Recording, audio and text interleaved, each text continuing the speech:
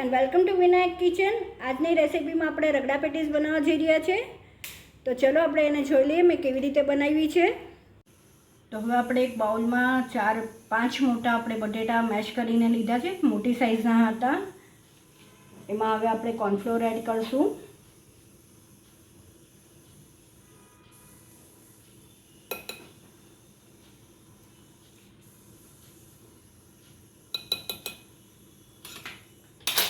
આપણે એમાં એડ કરશું ચાટ મસાલો છે 1 ટીસ્પૂન, સાથે આપણે આદુ મરચાંની પેસ્ટ લીધી છે એ આપણે એડ કરશું 1 ટેબલસ્પૂન, સાથે સોલ્ટ એડ કરશું,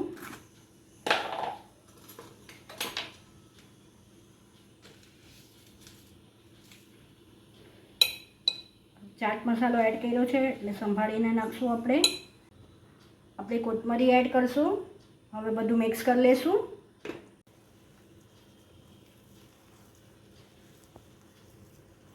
તો આપણું પેટીસનું મિક્સચર રેડી છે।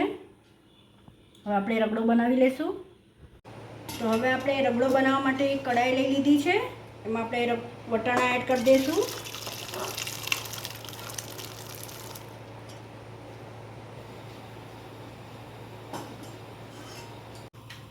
તો આપણે સરસ એવા બફાઈ ગયા છે વટાણા। એમાં આપણે મસાલો કરી લઈએ। એમાં આપણે એડ કરીશું 1/2 ટીસ્પૂન, આદુ મરચાંની પેસ્ટ એડ કરીશું 1 ટેબલસ્પૂન। એમાં બીજો કોઈ મસાલો નથી હોતો। સાથે આમાં એક ચોપ કરેલું બટેટું છે, ઓપ્શનલ છે, હું એડ કરું છું। એડ કરશું।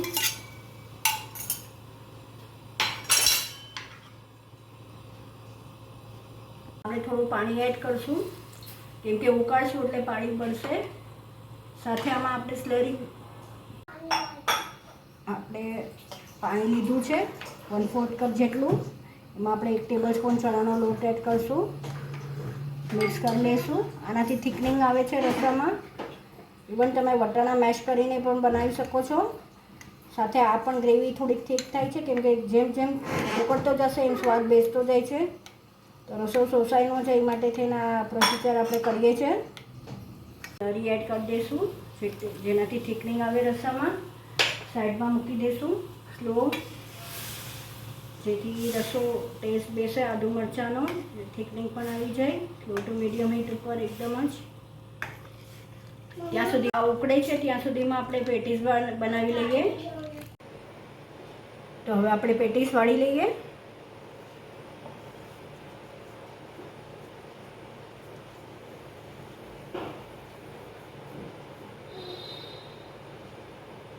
બસ હવે પેટીસ કરી લઈશું। બસ હવે આપણે આને ફ્રાય કરી લઈએ, સેલો ફ્રાય। તો હવે આ પેટીસને આપણે કોર્નફ્લોરમાં ખાલી કાઢી લઈશું આવી રીતે, અને સાથે પેનમાં મૂકતા જશું। આમાંથી બટેટાનું મોઇશ્ચર હોય એ પણ નીકળી જાય છે, અને સાથે ક્રિસ્પી પણ થાય છે। આની જગ્યાએ તમે રવો પણ યુઝ કરી શકો। આ છે ને કે રેસીપી એક પણ રીત અનેક, બધા બનાવતા જ હોય છે પોતપોતાની રીતે। હું આજે મારી શેર કરી રહી છું। આવી રીતે આપણે કરી લઈશું બધી પેટીસ। આપણે ઘીમાં રોસ્ટ કરશું। આપણે ઘી એડ કરી દઈશું 1 સ્પૂન જેવું, ટેબલ સ્પૂન। સાથે આપણે બધી ટિક્કી ઉપર પણ મૂકતા જશું।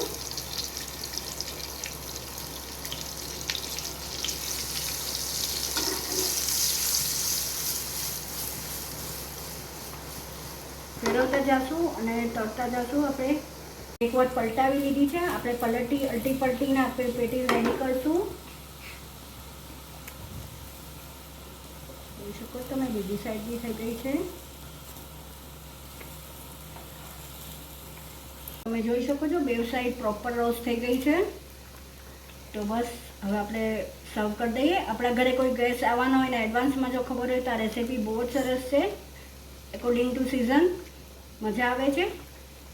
તો ચલો સર્વ કરી દઈએ। સારો એવો આપણો રગડો ઉકળી ગયો છે અને બધો ટેસ્ટ એમાં બેસી ગયો છે, આદુ મરચાંનો બધો। રસો પણ ઠીક થઈ ગયો છે, તમે જોઈ શકો છો. તો ચલો હવે રગડા પેટીસ એસેમ્બલ કરીએ. આપણે પ્લેટ લઈ દીધી જ, એસેમ્બલ કરી લઈએ.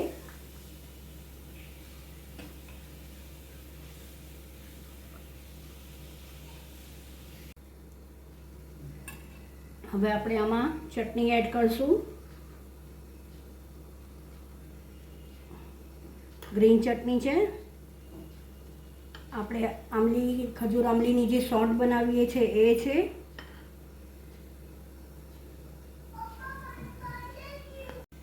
આપણે રેડ ચટણી લસણની જે છે એ બનાવી છે એ એડ કરશું.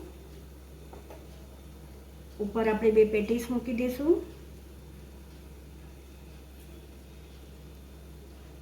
ફરીથી આપણે એની પર રગડો એડ કરશું.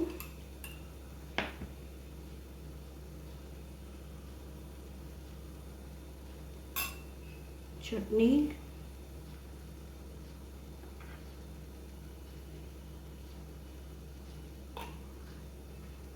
સોંઠ, રેડ ચીલી,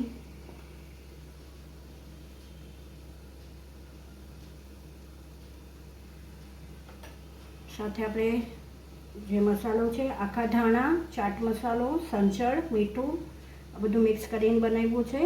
ધાણા આપણે 2 ટેબલ સ્પૂન લેવાના છે. બાકી બધું જ હાફ ટીસ્પૂન લેવાનું છે. સ્પ્રિંકલ કરશું.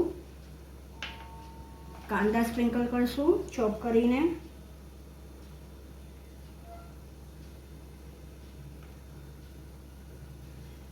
સેવ સ્પ્રિંકલ કરશું.